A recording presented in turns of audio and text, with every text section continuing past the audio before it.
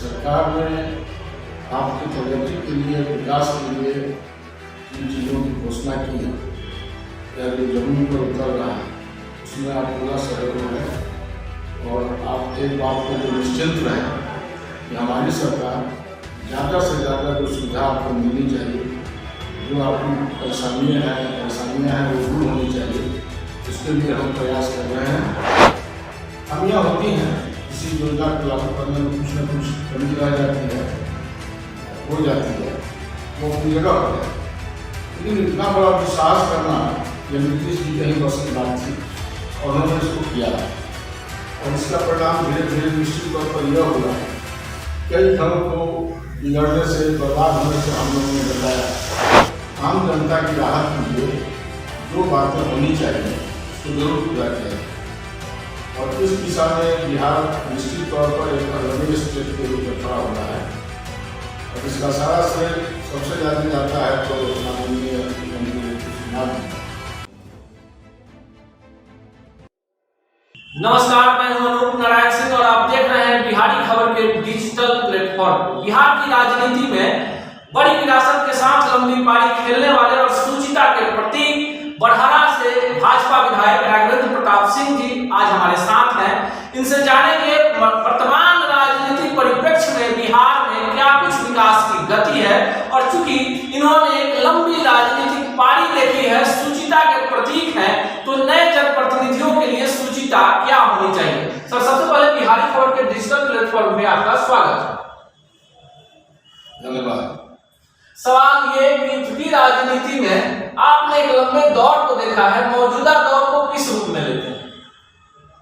देखिए, एक लंबे दौर को मैंने देखा है, ये तो बात सत्य है। आज की जो राजनीतिक परिस्थिति है पहले से काफी बदली हुई है। जब से नरेंद्र मोदी जी भारत सरकार के प्रधानमंत्री हुए और बिहार में जब से नीतीश जी मुख्यमंत्री हुए, हमने यहाँ डेवलपमेंट का एक नया अध्याय देखा। हर क्षेत्र प्रयास ये किया गया कि आम जनता की राहत के लिए जो बातें होनी चाहिए उसको जरूर पूरा किया जाए और इस दिशा में बिहार निश्चित तौर पर एक अग्रणी स्टेट के रूप में खड़ा हुआ है। और इसका सारा श्रेय सबसे ज़्यादा जाता है तो माननीय मुख्यमंत्री नीतीश कुमार जी। सड़कों की स्थिति कितनी बदहाल रहती थी, आपने जो देखा है, हमने जो देखा है, होता है। बिजली की स्थिति क्या थी, इससे आप अवगत नहीं हैं। साथ साथ में शिक्षा की स्थिति भी आप देख रहे थे कि क्या हो गई थी उसके संबंध में। इसके अलावा कई बातें, महिलाओं की भागीदारी, अत्यंत पिछड़े समाज और पिछड़े समाज के लोगों का, महादलित समाज के लोगों का निश्चित तौर पर विकास की बात करना और उनकी हर क्षेत्र में भागीदारी होना, यह सुनिश्चित किया गया। साथ ही बिहार के संदर्भ में मैं इतना जरूर कहूँगा, मुख्यमंत्री ने यह प्रयास किया जीविका के माध्यम से, चाहे कई अन्य माध्यमों से, हर वर्ग के लोगों को आगे बढ़ाने का काम किया और सबसे बड़ा इसमें काम हुआ शराबबंदी का। किसी स्टेट में बहुत मैं समझता हूँ गुजरात छोड़ करके किसी स्टेट में शराबबंदी नहीं है, लेकिन यहाँ शराबबंदी लागू की गई और पूरी मुस्तैदी से इसको लागू करने का प्रयास किया गया। खामियाँ होती हैं, किसी योजना को लागू करने में कुछ न कुछ कमी रह जाती है, हो जाती है, वो अपनी जगह पर है। लेकिन इतना बड़ा विश्वास करना यह नीतीश जी कहीं बस की बात थी और उन्होंने इसको किया और इसका परिणाम धीरे धीरे निश्चित तौर पर यह होगा कि कई घरों को बिगड़ने से, बर्बाद होने से हम लोगों ने बचाया। कई परिवार मुखिया शराब पीने की स्थिति में अपने परिवार को घर में जान रहे थे, उससे बचाव होगा। साथ ही साथ सुरक्षा के मामले में आप आज बिहार में रात दिन कहीं भी आप आ सकते हैं, जा सकते हैं, वो आपको सुरक्षित माहौल मिलेगा और कहीं न कहीं आपको ये जरूर महसूस होगा कि पहले के बिहार में और आज के बिहार में बहुत अंतर है। तो काम बहुत किया गया और आगे भी विकास की गति बढ़ेगी। अब देखिए, it's a modernised time now, यह समय जो है दूसरे तरह का है। और लोग काफ़ी हड़बड़ी में हैं। तो उस हड़बड़ी के कारण चीज़ें अच्छा बन रही हैं। और आके भी हम कुछ बिगाड़ दें तो वो गलत होगा, लेकिन निश्चित तौर पर यह प्रयास हो रहा है कि कहीं न कहीं उसको आगे बढ़ाया जाए। और पंचायती राज की स्थिति आप देखिए, हमारे यहाँ जल नल योजना हो या पंचायतों को अधिकार देने की बात हो, तो पूरी तरह से उनको एक राजनीति में जो चौथा पांचवा पाया होता है उसके रूप में भी उनको खड़ा करने का प्रयास किया जा रहा है। तो मैं समझता हूँ कि पहले शुरू के दिनों में स्थिति कोई खराब नहीं थी। उस समय के भी जो वरिष्ठ नेतागण थे या जो राजनीतिक नेतृत्व था, उसने हमेशा यह प्रयास किया कि राज्य को आगे बढ़ाने का प्रयास किया जाए, हर मामले में किया जाए, और उसी को हम गति देते हुए बहुत तेजी से आगे बढ़ाने का। बात जब बिहार में विकास की होती है तो राघवेंद्र प्रताप सिंह की चर्चा इसलिए भी होती है कि जो लालू यादव की सरकार थी उसमें गन्ना मंत्री और जेल मंत्री रहे, लेकिन अकेले ऐसे शख्स थे जिनके ऊपर एक दाग तक नहीं लगा। अपने विभाग के माध्यम से और उसी सरकार में रहते हुए कई बार विकास के मुद्दे पर अपने ही सरकार को घेरने से बाज नहीं आए। तो सवाल लाजमी है कि इस बार नीतीश जी का गुणगान कर रहे हैं, नरेंद्र मोदी की बात कर रहे हैं, जिसे आपकी पार्टी, आपका गठबंधन जंगल राज पाता है, उसमें आप बड़े ओहदेदार थे, तुलना क्या? देखिए, इस पर तुलना नहीं कराई तो ज़्यादा अच्छा, इसलिए कि जहाँ मैं था उस घर की और लालू जी की मैं कोई शिकायत नहीं कर सकता। और क्या हुआ नहीं हुआ सब कुछ आप लोगों के यहाँ के सामने आप लोगों ने देखा। तो गुणगान मैं किसी का नहीं कर रहा हूँ। आपका आश्चर्य होगा कि मैं मुख्यमंत्री से शायद ही कभी मिलता हूँ जी, वो राघवेंद्र प्रताप नहीं है कि बेवजह गुणगान करेंगे। लेकिन आरा से भी हमको आने में आज 1 घंटा सवा घंटा लगता है। हमको सासाराम जाने के लिए पहले मलियाबाग से होकर के विक्रमगंज होकर के सासाराम जाना पड़ता था। उसमें कहीं न कहीं काम हुआ तो उसके बारे में भी कहूँगा। सहरसा जाने के क्रम में जो कष्ट होता था वो यदि अच्छा हुआ तो उसको जरूर कहूँगा। तो इसमें कहना पड़ेगा कि ये नीतीश जी ने किया। और पहले की बात जहाँ तक है, मेरे सम्मानीय नेता हैं लालू जी, मैं उनको बहुत आदर सम्मान से देखता हूँ और जीवन भर देखता रहूँगा। लेकिन उस समय की गीत गाथा हमसे नहीं कर रही तो ज़्यादा अच्छा है। यही बातें हैं जिसके कारण आपको शुचिता का प्रतीक माना जाता है। दल अलग होंगे, मत भिन्नता होगी, लेकिन कभी भी व्यक्तिगत संबंधों पर आप कोई आक्षेप नहीं करते हैं। सीधे लिए चलते हैं अपने दर्शकों को। आपके विधानसभा क्षेत्र में काफी विकट परिस्थितियां थी। माना जाता है कि आरा के सभी सीट पर आप जीत जाइए, लेकिन जहां बरहारा से आप जीत कर आते हैं वहां से जीतना कठिन है। जब आप जीतते थे आप भी जीतते थे, बीच में परिस्थितियां कुछ गलत हुई, क्या हुई है आप बेहतर बता सकते हैं। फिर क्या कारण था कि रिकॉर्ड मतों से आप चुनाव जीत गए? देखिए, राजनीति में परिस्थितियां कभी विपरीत हो जाती हैं, आदमी समझ नहीं पाता है, लेकिन उसमें कुछ एक्शन ऐसे हो जाते हैं, वो एक्शन अधीरता में हो या किसी कारणवश हो, तो ऐसी स्थिति में निश्चित तौर पर कुछ बातें हुई। लेकिन मैं बरहारा की जनता को हमेशा धन्यवाद ही नहीं, उनको सम्मान देने का काम करूँगा जिन्होंने 7 बार मुझे विधानसभा में भेजने का कष्ट किया। रह गई बात कि आपने क्या एक और बात पूछी थी, फिर दोबारा रिकॉर्ड मतों से आप चुनाव जीते? हाँ, जीते। और आपको आश्चर्य होगा कि भाजपा वहाँ से पहली बार जीती जी। तो भाजपा जीती, हमने कैंडिडेट बन करके हमारे क्षेत्र के लोगों ने हमें जिताने का काम किया जब हम भाजपा में गए। तो एक बात तो इससे स्पष्ट जरूर हुआ कि राघवेंद्र प्रताप सिंह में जरूर कुछ ऐसा है, वो किसी पार्टी से लड़ेंगे बरहारा से तो चुनाव जरूर जीतेंगे। और यह मैंने दिखा दिया, भाजपा को भी बता दिया कि भैया तुमको आज तक तो तुम यहाँ 3-4 हज़ार से ज़्यादा नहीं पाते थे, लेकिन हम आए तो हमने आपकी इज्जत प्रतिष्ठा को बढ़ाने का काम किया और यह सीट मैंने आपको देने का भी काम किया। आरा के सांसद हैं, केंद्रीय मंत्री हैं आरके सिंह, उनका और आपके बीच के जो संबंध है वो विकास की एक नई गाथा लिख रहे हैं। आप नजर आते हैं साथ में, जो डिमांड करते हैं तुरंत पूरा हो जाता है। चूंकि आरके सिंह आरा के मूल निवासी नहीं है और कहीं ना कहीं आप उनके आंख और कान हैं, आप बताते हैं कि कहाँ काम होना चाहिए और उस पर त्वरित काम होता है। इस पे क्या कहना चाहेंगे? आंख कान नहीं है, ऐसी बात नहीं कि हम आंख कान हैं। उनके एक साथी हैं, सहयोगी हैं, और हम लोगों ने एक लंबे अवसर तक एक साथ काम किया है। जब मैं मिनिस्टर था बिहार गवर्नमेंट में, वो हमारे यहाँ विभाग के सचिव हुआ करते थे। एक सानिध्य और साथ में एक अच्छा समीकरण हमारे बीच रहा। तो वहाँ आरा में इन चीज़ों को मैंने देखा अपनी आँख से, और उन्होंने स्वयं देखा कि आरा का विकास इस रूप में होना चाहिए। तो दिल्ली में हम हमारे और उनके बीच में काफ़ी देर तक वार्ता हो, और उन्होंने कहा कि राघवेंद्र जी ये काम करना जरूरी है। उसमें दरहरा पुल पर जो काम लगता है उससे लोगों को बचाने की बात हुई। उसके बाद आरा के चारों तरफ जो भी बांध है उसके पक्कीकरण की बात हुई। इसके साथ साथ में रमना मैदान को सजाने संवारने और उसके गलत रूप को जो गलत रूप में जो स्थिति बन गई है उसको समाप्त करने के लिए हम लोगों की बात हुई।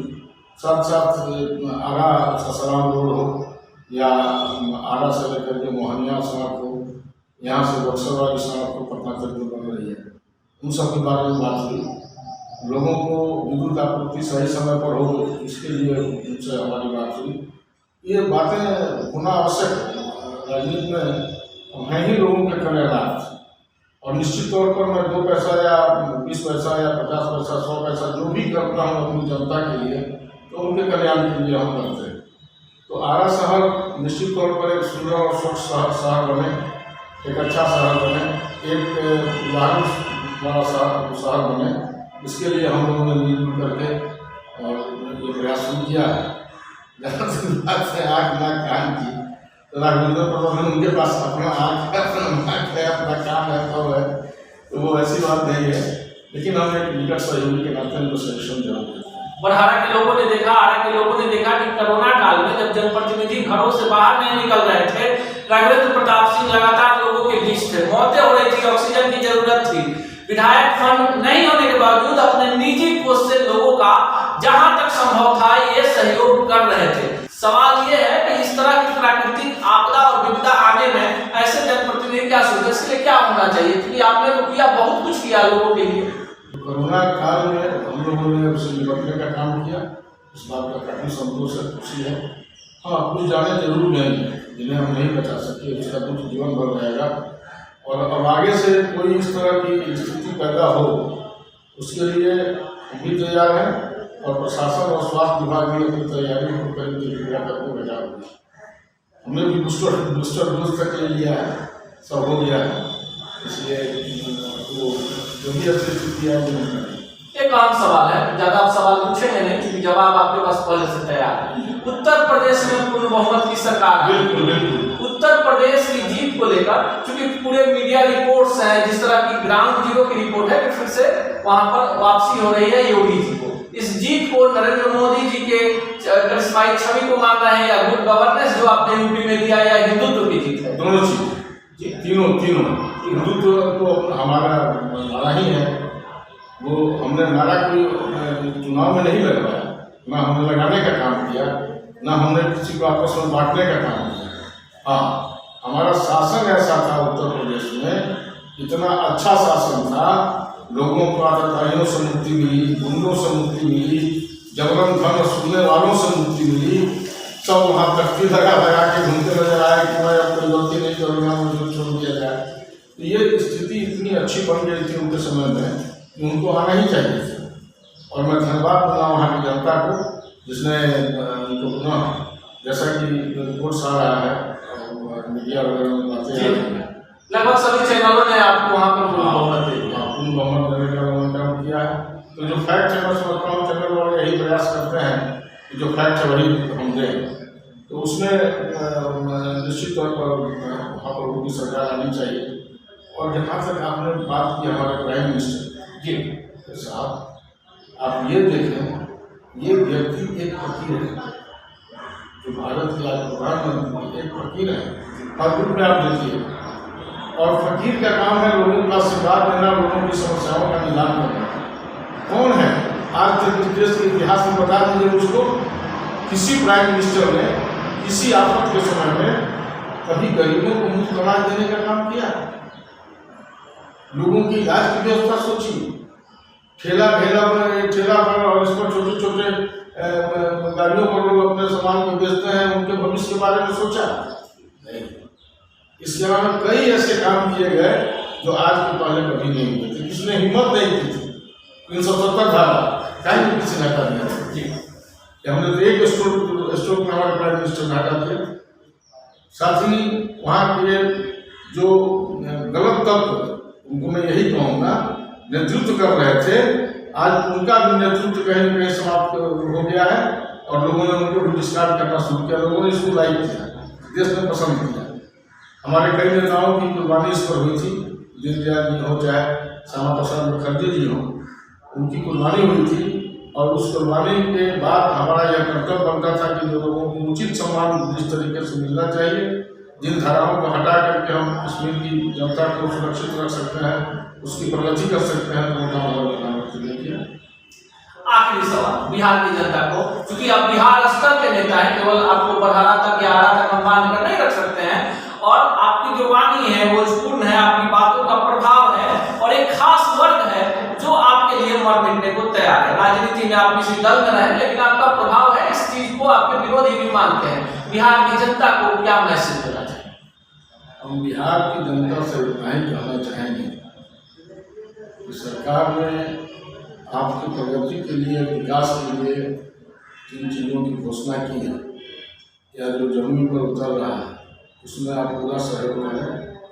और आप एक बात को जो निश्चिंत रहें कि हमारी सरकार ज़्यादा से ज़्यादा जो सुविधा आपको मिलनी चाहिए, जो आपकी परेशानियाँ हैं वो दूर होनी चाहिए, उसके लिए हम प्रयास कर रहे हैं। और आपको विश्वास दिलाते हैं कि हम लोगों के शासन में रहते हुए कहीं आपको किसी तरह की परेशानी का सामना नहीं करना।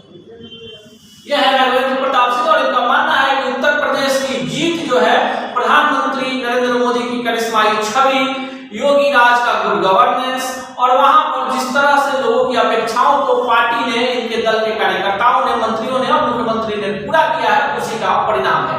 बिहार में भी काफी बेहतर सरकार चल रही है, जो लोगों की अपेक्षाओं पर पूरी तरह से खड़ी है। बरहारा के लोगों को भी इन्होंने विश्वास दिलाया है कि जो विकास की गति को ध्यान में रखकर 7वीं बार लोगों ने विधानसभा भेजने का काम किया है, ये विकास की गति रुकेगी नहीं। विकास के सिवा किसी भी विषय पर चर्चा नहीं होगी।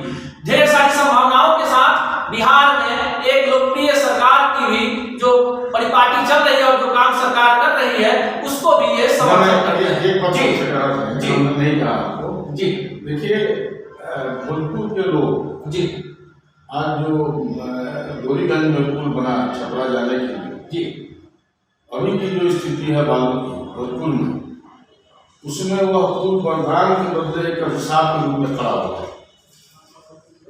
इस बार हम दिल्ली गए तो हम माननीय रेल मंत्री वैष्णवी जी से मिले और हमने उनसे आग्रह किया कि आरा से बलिया तक क्षेत्र वहाँ पर रेलवे लाइन का विस्तार किया जाए और उसको बनाया जाए, जिससे कि लोगों को जो बलिया जाने वाले हों, गोरखपुर जाने वाले हों, अन्यत्र जाने वाले हों, उन लोगों को निश्चित तौर पर बनारस जाने वाले हों, उन लोगों को निश्चित तौर पर एक सुविधा मिले। तो उन्होंने हमसे बताया कि इसका सर्वे चल रहा है और इसको इसमें बजट में शामिल करने का प्रयास किया जाएगा। तो मैं अपनी जनता के लिए, सिर्फ भोजपुर की जनता के लिए नहीं, पूरे शाहबाद के साथ साथ में पटना चाहे अन्य जगहों से जो लोग वहाँ जाना चाहेंगे, उनको भी यह बहुत बड़ी सुविधा मिलेगी। इसके लिए हम प्रयासरत हैं और हम समझते हैं कि जो प्रयास कर रहे हैं तो कहीं न कहीं वो सफल होगा। हर प्रयास सफल होगा और विकास की जो गति केंद्र और राज्य सरकार के द्वारा चलाई जा रही है, उसमें राघवेंद्र प्रताप सिंह बरहारा के भाजपा विधायक के रूप में अपना 100% योगदान दे रहे हैं। मिलेंगे किसी अन्य शख्सियत से इसी चैनल पर इसी वक्त, तब तक के लिए दीजिए विदा, नमस्कार।